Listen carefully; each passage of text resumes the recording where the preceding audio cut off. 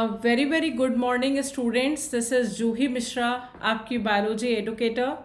नए वीडियो में नए कॉन्सेप्ट के साथ organism and population class 12th का जो इकोलॉजी का हमारा पहला लेसन है उसका एक दूसरा कॉन्सेप्ट हम लेंगे after major biomes population growth curve. ये एक ऐसा टॉपिक है जिसमें नीट और बोर्ड में 100% क्वेश्चंस आएंगे, तो you should practice on this की जे शेप कर्व और एस शेप कर्व का क्या कॉन्सेप्ट है। यहाँ पर आप एक ग्राफ देख रहे हैं जो आपकी एनसीईआरटी में भी है। This is indicating the population growth curve, और यहाँ ग्राफ दो एक साथ है जो आपको जे अल्फाबेट की तरह लग रहा है, ये जे शेप कर्व है, और जो अल्फाबेट एस की तरह लग रहा है ये एस शेप कर्व है। तो दो अलग अलग कर्व को एक साथ ड्रॉ किया है, और आपको दोनों कर्व ड्रॉ करते समय एक लाइन का ध्यान देना है कि जे शेप कर्व जो है वो कैरिंग कैपेसिटी, यानी जो ये कैपिटल के से ये लिमिट लाइन दिखा रही है जिसको कैरिंग कैपेसिटी बोलते हैं, तो ये जे वाला इस कैरिंग कैपेसिटी को क्रॉस कर जाता है। इसीलिए यहाँ एक फिनोमिनन ऑब्जर्व होती है जिसको पॉपुलेशन क्रैश बोलते हैं।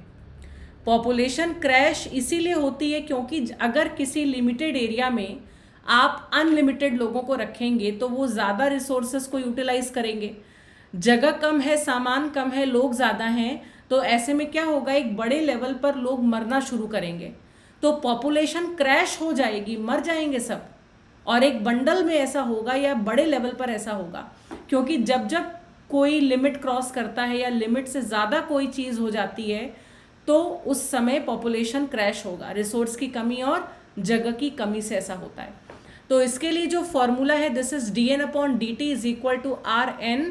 के का कोई रोल नहीं है। जे शेप कर्व जो है जिसको एक्सपोनेंशियल कर्व कहते हैं, इसमें कैरिंग कैपेसिटी को वैल्यू नहीं दी गई है, इसीलिए नॉर्मल ग्रोथ रेट पॉपुलेशन की जे शेप नहीं होती है, क्योंकि लिमिट के ऊपर आप जाएंगे तो रहेंगे नहीं।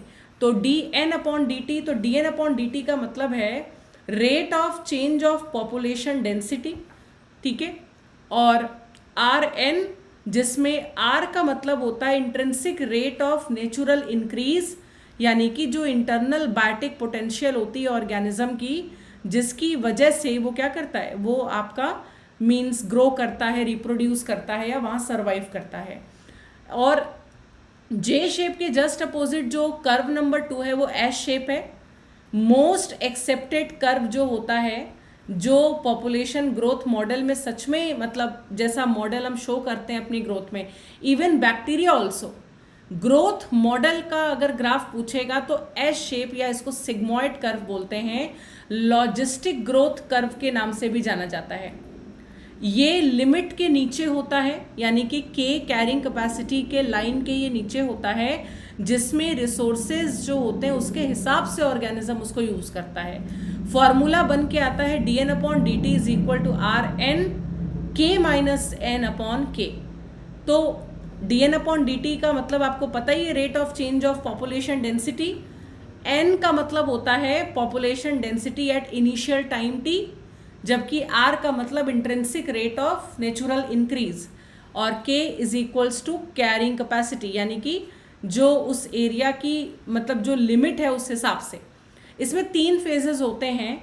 जिस समय टाइम बढ़ता है, धीरे धीरे ग्रोथ होती है, तो टाइम के साथ ग्रोथ बढ़ने लगती है लेकिन शुरू में कम होती है, उस फेज को लैग फेज बोलते हैं। जिस समय ग्रोथ सबसे ज़्यादा होती है, मैक्सिमम होती है, उसको लॉग फेज कहते हैं। और लास्ट में एक स्टेडी स्टेट आता है जिसको स्टेशनरी फेज बोलेंगे, यानी कितना भी आप टाइम बढ़ा लें, स्पेस बढ़ा लें, लेकिन उसमें जो ग्रोथ है वो एकदम मतलब कांस्टेंट हो जाएगी, फिर उससे ज़्यादा नहीं होगी, क्योंकि उसको ये पता है कि अगर अब ज़्यादा हो जाएगी तो कैरिंग कैपेसिटी के ऊपर चले जाएंगे, जो गुड या अच्छा साइन नहीं है, ठीक है ना। सो ऑलवेज ग्रोथ मॉडल में एस बेस्ट होता है, जे अच्छा नहीं है। जे को एक्सपोनेंशियल और एस को लॉजिस्टिक बोलते हैं।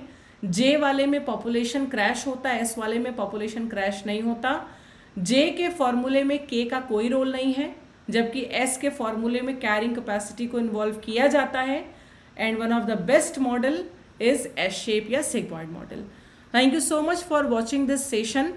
इसको शेयर करें, बेल आइकन ज़रूर प्रेस करें, चैनल को जल्दी सब्सक्राइब कर लें। और जल्दी से अब हम नीट का भी अपना एक क्रैश कोर्स लेकर आ रहे हैं जून फर्स्ट वीक से, और स्टार्ट करेंगे इसमें एमसीक्यूज प्रैक्टिस को। So stay tuned with me for more biology updates. All the very best. Thank you so much. Thank you.